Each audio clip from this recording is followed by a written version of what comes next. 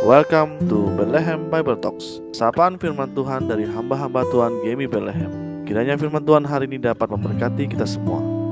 Shalom jemaat yang terkasih dalam Tuhan Yesus Kristus. Hari ini kita akan kembali merenungkan satu bagian firman Tuhan yang terambil dari Hakim-Hakim pasal yang ke-9 ayat yang pertama sampai 57. Saya akan bacakan ayat yang ke-6 saja untuk kita semua. Hakim-Hakim 9 ayat yang ke-6 berkata, "Kemudian berkumpullah seluruh warga kota Sikem dan seluruh Bet Milo. Mereka pergi menobatkan Abimelek menjadi raja dekat pohon tarbantin di tugu peringatan yang di Sikem." Dan jemaat yang terkasih dalam Tuhan Yesus Kristus, kisah ini adalah kisah yang menarik. Jika kita melihat di pasal sebelumnya, Gideon yang ditunjuk oleh Tuhan sebagai hakim bagi bangsa Israel menolak untuk dinobatkan sebagai raja. Kenapa? Karena pada saat itu penulis Hakim-Hakim ingin menegaskan bahwa raja yang sejati bagi bangsa Israel adalah Allah sendiri. Tapi di bagian ini kita melihat satu hal yang menarik. Sekalipun Gideon menolak untuk dinobatkan sebagai raja, Abimelek, anak dari Gideon, menunjukkan satu sikap yang berbeda.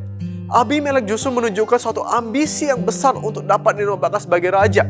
Apa yang dilakukan oleh Abimelek? Dia melakukan perbuatan yang keji, dia melakukan perbuatan yang licik untuk dapat dinobatkan sebagai raja. Dia membunuh ke-70 orang saudaranya sendiri untuk dapat dinobatkan sebagai raja. Suatu hal yang mengejutkan. Tapi satu hal yang lebih mengejutkan lagi adalah saudara-saudara dari ibu Abimelek justru mendukung perbuatannya. Bukan hanya mendukung keputusan Abimelek, mereka bahkan mendanai Abimelek.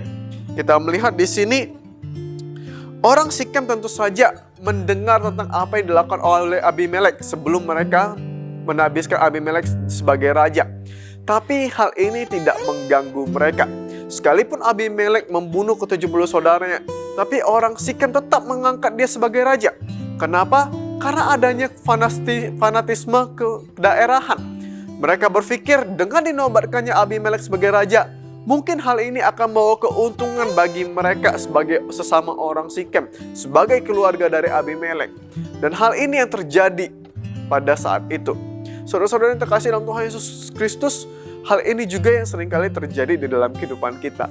Seringkali dalam kita mengambil keputusan, ada hal-hal yang mempengaruhi keputusan kita.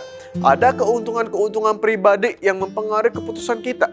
Seringkali kita dalam melakukan suatu hal, ada hal-hal yang membuat kita mendapatkan keuntungan pribadi dan itu mempengaruhi keputusan kita.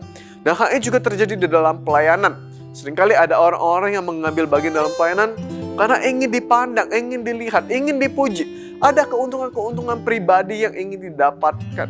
Tapi kita belajar dari kisah ini, keputusan yang gegabah dari orang Sikem itu akan dibayar mahal di kemudian hari.